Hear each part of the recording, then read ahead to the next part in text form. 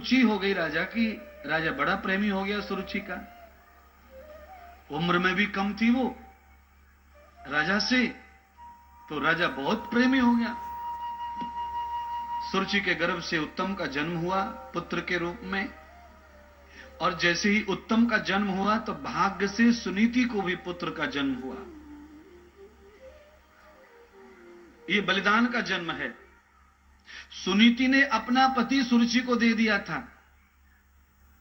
उत्तानपाद राजा दूसरा विवाह नहीं कर रहे थे, पर सुनीति ने करवाया। कहा आप महान राजा हैं, आपके गर्भ से, आपके अंश से अगर कोई औलाद होगी तो इस देश को एक होनहार बालक मिलेगा, कल्याण करेगा समाज का, आप अवश्य विवाह करो और आप संतान दो, समाज को राष्ट्र दो, राष्ट्र की उन्नति करो। तो राजा ने सुनीति के कहने से विवाह किया था सुरुचि से। पर बाद में जब सुरुचि आई तो सुनीति को बाहर, घर के महल के बाहर कमरा दे दिया और वो सुरुचि के साथ निवास करते हैं। तो सुरुचि को हुआ, राजा सुनीति से भी बोलते चलते तो उनको भी पुत्र हुआ। पर दोनों में फर्क है। सुरुचि के साथ में 9 महीने गर्भ में भोग और विलास की क्रिया बंद नहीं हुई। बच्चा तब भी उत्तम पैदा हुआ, संतान अच्छी पैदा हुई। सुनीति गर्भ धारण करने के बाद में बाहर, तो फिर बाहर हो गई। 9 महीने तप किया सुनीति ने, भगवान का भजन किया, सेवा की, उसके अर्थ से ध्रुव पैदा हुए।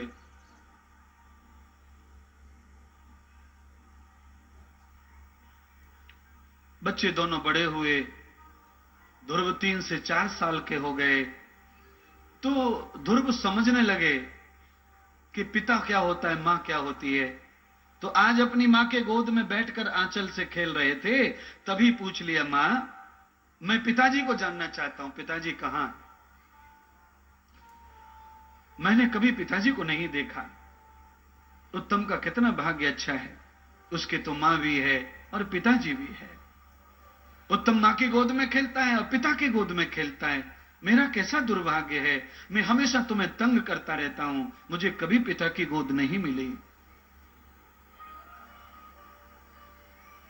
माता सुनीति ने सच्चे भाव से कहा, पुत्र ये जो उत्तम के पिता हैं वही तुम्हारे पिता हैं, मैं उनकी ही बड़ी पत्नी हूं। तुम्हारे दिल में आज पिता की गोद में बैठने का भाव है तो जाओ, चले जाओ, तुम्हारे पिता अच्छे। और तुम पहली बार जाओगे तो पिता हंस के तुम्हें गोद में लेंगे, जाओ। महाराज इस समय सिंहासन पर विराजमान होंगे, समय है, चले जाइए। और राजा उत्तानपाद सिंहासन पर ही बैठे थे। बगल में सुरुचि महारानी बैठी थी। उत्तानपाद राजा की गोद में उत्तम खेल रहे थे। और जैसे ही ध्रुव का आगमन हुआ, प्रणाम किया ध्रुव ने माता पिता को, और ध्रुव ने प्रार्थना की, पिताश्री माताजी ने मुझे कहा कि आप मेरे पिता हैं, मुझे आपकी गोद में बैठना है। उत्तानपाद राजा गदगद हो गए आज ध्रुव को सुनकर के, आओ पुत्र आओ आओ आओ। सुरुचि लो, उत्तम को लो, तुम्हारी गोद में उत्तम को पकड़ो। आज सुनीति का पुत्र आया है, 4 साल बाद मैं उसको गोद में लेना चाहता हूं। सुरुचि ने रोक दिया, नहीं, मेरे पुत्र को आपकी गोद से नहीं उतारना।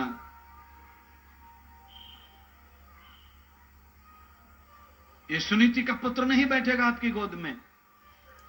राजा ने समझाया, अरे बालक है, सुरुचि सुनीति से ईर्ष्या करो, बालक से मत करो, ये बालक तो मेरा भी है और बालक भगवान का रूप है, उससे क्या दुश्मनी, क्या ईर्ष्या। अरे 2 मिनट मेरी गोद में बैठेगा, चला जाएगा। तेरा बालक जिंदगी भर बैठे मेरी गोद में, मुझे कोई तकलीफ नहीं है, पर 2 मिनट उसके बच्चे को बैठने दो। नहीं, उत्तानपाद राजा से बहस नहीं कर रही सुरुचि, सीधा ध्रुव से कहा, जाओ तुम्हें राजा की गोद में बैठना है ना, जाओ जंगल में, जाओ जंगल में जाके भजन करो, और भजन से नारायण प्रसन्न हो जाए, भगवान प्रसन्न हो जाए, तो तुम उनसे प्रार्थना करना कि मुझे मौत दे दो, और मौत के बाद में मुझे सुरुचि के गर्भ से पैदा कर दो, तब तुम इसकी गोद में बैठोगे राजा की में, उससे पहले नहीं बैठोगे।